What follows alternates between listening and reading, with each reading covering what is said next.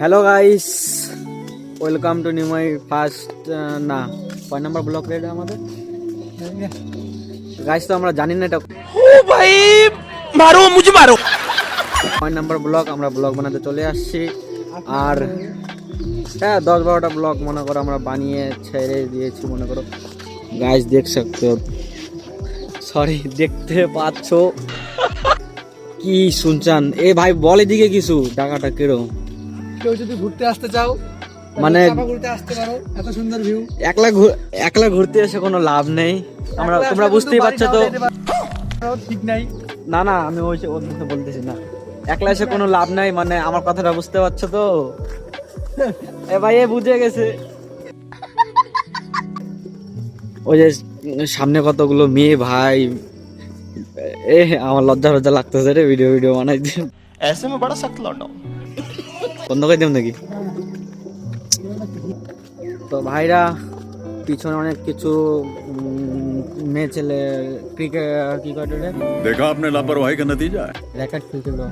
Racket খেলছি। তো ভাই আমাদের শরম লাগছিল, আমরা তাই রিটার্ন আর কি চলে যাচ্ছি।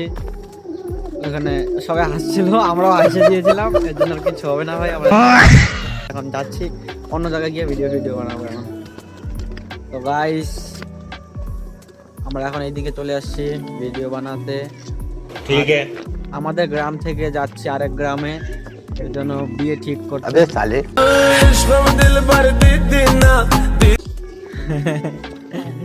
সামনে কতগুলো আন্টি ফান্টি দাঁড়িয়ে আছে, তো আমাকে দেখে ওরা দৌড় মেরে বাড়িতে চলে গেল। एक आदमी में इतना टैलेंट कैसे होता আমরা হচ্ছে আর এখানে দিকে ভিডিও হবে না, একটু পরে দেখাচ্ছে যে দেখতে পাচ্ছ। সো গাইস আমার বন্ধুর একটা ফোন আসছে, মানে আমি বলতে চাইছিলাম আমার বন্ধু তোমাদেরকে একটা ভালো কথা বলবে, রিয়েল লাইফের কিছু একটা কথা। এনে ভাই বল। হ্যালো বন্ধুগণ, একটা কথা বলতেছি, শোনো ভালো করে। समझ गया।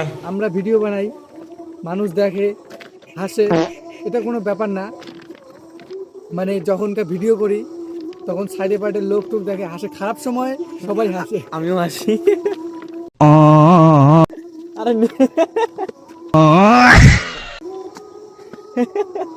আরে ওটা আসা হবে, আমার নতুন নতুন বলে